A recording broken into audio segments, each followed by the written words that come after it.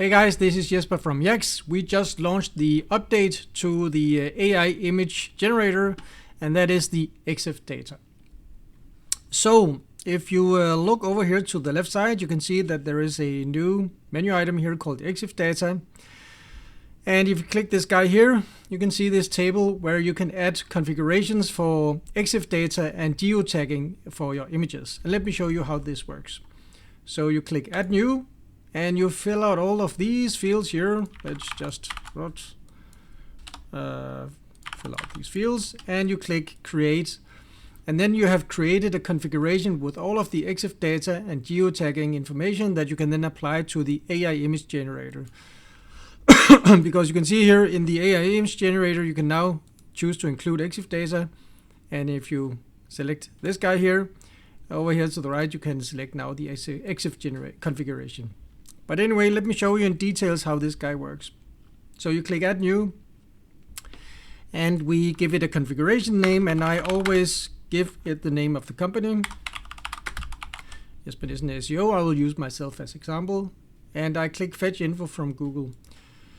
So in this dialog, we're using the Google API, the Google Local API, and this only works for GBPs that have a visible address. So if you have a GBP, it doesn't have a visible address, this won't work, and you will have to add the information manually. Anyway, I do have GBP. Here it is. Use company info. And this is very nice because you can now see that it fills in the GPS data, the latitude, the longitude. It fills in the location information, country code, state, Nordjylland, city, sublocation, and so on and so forth. And besides the address information, this dialog contains a lot of information here. And I'm actually using it all, and I'm going to fill this in for myself as example so you can see how I use it. So artist name, jespernissenseo, caption writer, credits, contact title, SEO expert, contact state, Nordjylland, phone,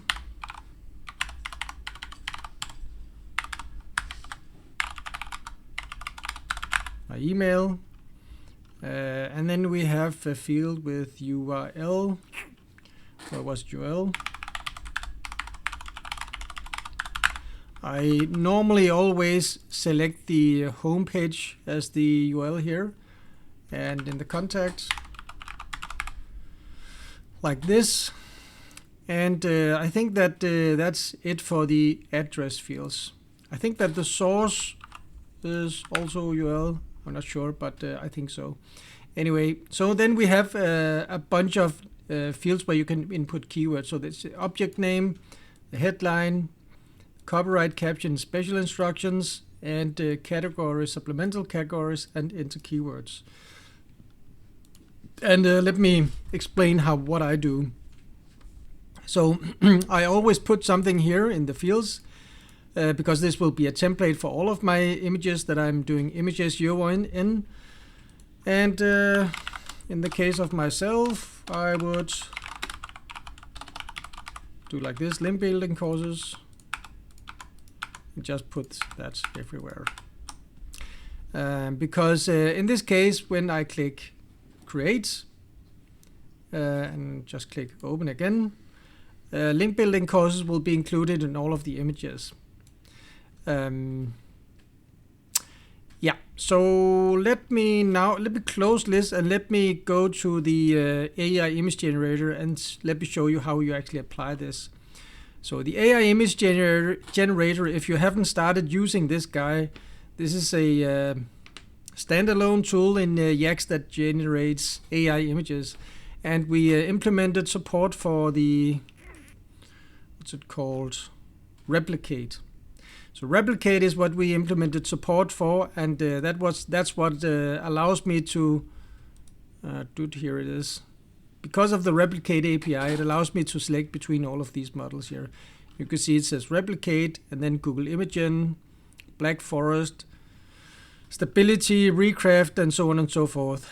So the two models that I normally use are Google Imagen 3 and the ideogram, because that's nice. But let me select Google Imagen. I select the aspect ratio 16:9, photo, realistic image of robot in front of his computer in an office with other robots. So that's my prompt. I only want one image. I want to include Exif data. The output type should be JPEG, because the standards of PNG and WebP does not allow you to have as much information, metadata information, in your images. So that's not a limitation of YACSS. That's just a limitation of how these images are programmed. So select JPEG if you want to do real image SEO. Image Exif configuration, jespernissenseo. I will click edit. So let's say that I'm writing a blog post about schema markup. A schema markup from schema.org ranking factor. So then I will copy this guy here. This will be my example. I will add this here as a new line. Headline will be replaced with my title of the blog post. Category will also be the title of the blog post. Supplemental categories. So the thing is, with the keywords and the categories fields, these are separate lines. So if I click enter here, it's a new supplemental category. If I click enter here, it's a new keyword. Schema markup, schema JSON LD. So let's just finish here, and let me copy this in here. So the way that I use these three fields here, copyright, caption, and special instructions, is that normally I grab the URL for the blog post that I'm trying to promote, and I'm adding that at the top. That's just how I do it. Then I am copying some text here. Let me just copy some of this text, and then I'm just inserting it here. Because the thing is, with these three fields, copyright, caption, and special instructions, that's very nice that you can actually put text inside of these fields. Let me scroll down. So I think this is it, and let me click OK, file name. I just schema goods file name. So is schema markup from schema.org ranking factor, and save. And I can now click generate. So now the AI generator is generating this image of this robot, and it includes all of these Exif data information inside of the image, and I can now download it. And you can see here that it's called is schema markup from schema, a ranking factor. So let me actually open the folder on my computer to right-click this image and click inspect. Show settings, properties, details. So you can see here title, subject, 5 stars, marks, so a lot of keywords, the comments, a lot of information here. You can see copyright, that's the URL. And it's geotagged, as you can see, and I can actually open this. There is a website called exifinfo.org, and if you open this guy here, you can actually check your images. And I can select this guy here, open. And so you can see that we put a lot of information inside of this image. So we have the file information, so that's the file name, file size, and so on and so forth. So we have the IPTC data. So these are all the information that's put in here. We have the XMP, we have the composite, and then we have the JFIF and the Exif. So you can see, even though that we call it Exif data inside of YACSS, it's a lot more than Exif data. And why is this a good thing?